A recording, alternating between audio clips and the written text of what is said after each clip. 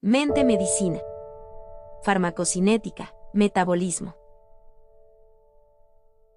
Proceso de biotransformación o metabolismo. Las drogas no permanecen en el organismo indefinidamente, sino que sufren una serie de cambios bioquímicos, o sea, transformación metabólica. La biotransformación se produce mediante procesos enzimáticos intracelulares que dan lugar a la formación de sustancias farmacológicamente más activas que la original, activación, o dan lugar a metabolitos con poca o ninguna acción, inactivación. Los fármacos se eliminan del organismo por dos mecanismos fundamentales: metabolismo hepático y excreción renal. 1. Metabolismo renal.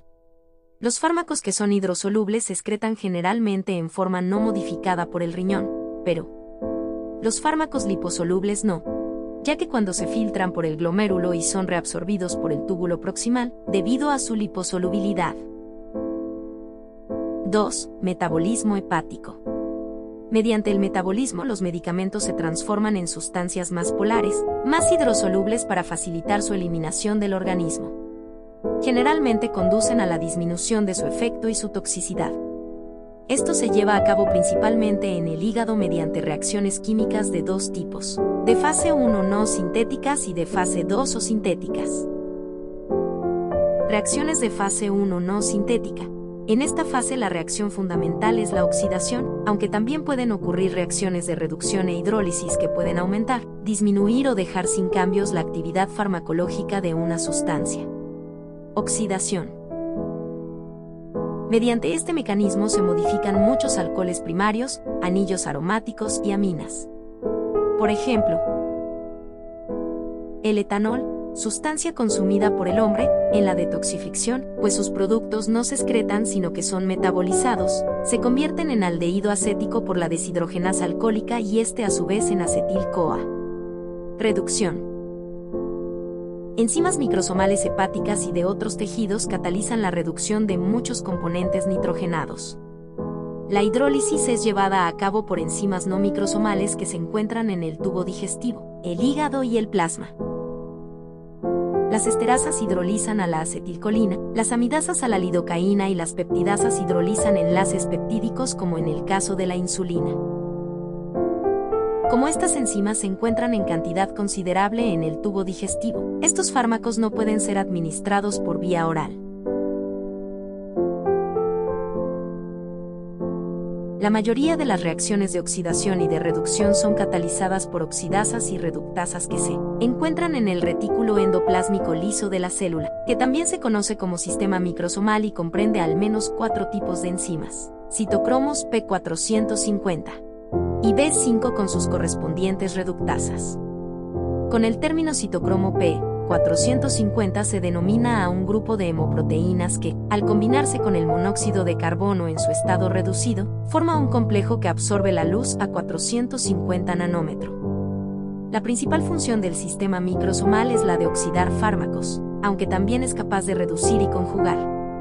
Este sistema es inespecífico para fármacos liposolubles, que pueden atravesar fácilmente la membrana del retículo endoplásmico liso, y puede oxidar medicamentos con estructuras químicas diversas, alifáticos, aromáticos, esteroides endógenos, prostaglandinas y ácidos grasos. Esto es posible porque existen unas 12 familias de citocromo P450. El fármaco afectado por este proceso no siempre se inactiva, y puede transformarse en un metabolito activo. Por ejemplo, diazepam en nordiazepam y oxazepam. L-dopa en dopamina. Pueden formarse también metabolitos tóxicos. Por ejemplo, el paracetamol, en altas dosis, durante la oxidación produce epóxidos que pueden conducir a una necrosis hepática. Los metabolitos que se producen como consecuencia de estas reacciones tienen pequeñas diferencias estructurales con el fármaco original, pero las acciones farmacológicas pueden ser totalmente diferentes. Reacciones de fase 2 o sintética, como la conjugación o síntesis de las drogas. Durante las reacciones de fase 1 el medicamento se hace más hidrosoluble, pero no siempre excretable o inactivo. Debido a esto, Muchos fármacos pasan después a la fase 2 o sintética, en la que el fármaco o metabolitos producidos por reacciones de la fase 1 se conjugan con un sustrato endógeno, como el ejemplo del ácido acetilsalicílico que se conjuga con el ácido glucurónido para poder ser eliminado. El principal sitio de conjugación es el hígado, aunque puede ocurrir también en el intestino, plasma sanguíneo, riñón y en menor escala, en todos los tejidos de la economía. Los metabolitos formados a partir de estas reacciones aumentan su peso molecular y se dificulta su paso a través de la membrana. Son inactivos y más polares y se excretan con mayor facilidad por el riñón o a través del hígado por la bilis que los derivados de reacciones no sintéticas. Conjugación. Consiste en el acoplamiento de una sustancia extraña al organismo con un compuesto metabólico normal, denominado agente de conjugación. Los productos de la reacción de la conjugación son habitualmente más polares y pueden excretarse más fácilmente por la orina o la bilis. Mediante estas reacciones, se eliminan sustancias extrañas y también productos de las actividades metabólicas normales, tales como la bilirrubina, hormonas esteroides y otros. Las reacciones de conjugación más frecuentes son 1. Glucuronoconjugación. Es la reacción de síntesis más común y la única que ocurre en el sistema enzimático microsomal hepático. La morfina y el cloranfenicol son ejemplos de fármacos metabolizados mediante esta vía. 2. Acetilación. Utilizada por fármacos como la isoniazida, la hidralazina, la sulfas y la procainamida, son metabolizadas por esta vía. 3. Sulfoconjugación. Reacción entre un sulfato inorgánico y grupo alcohol o fenol. Los ésteres de sulfato son muy polares y se eliminan rápidamente por la orina. 4. Metilación. El tiouracilo, la niacinamida y algunas catecolaminas se inactivan por esta vía. 5. Conjugación con un aminoácido como glutamina o glicina produce metabolitos que se eliminan fácilmente por la orina. La biotransformación sigue una cinética de primer orden. Es decir, la velocidad de biotransformación es proporcional a la cantidad de fármaco que se encuentre en la sangre. A dosis terapéuticas, la mayor parte de los fármacos no saturan el sistema de enzimas, excepto el alcohol, la fenitoína y la aspirina en dosis elevadas, entre otros.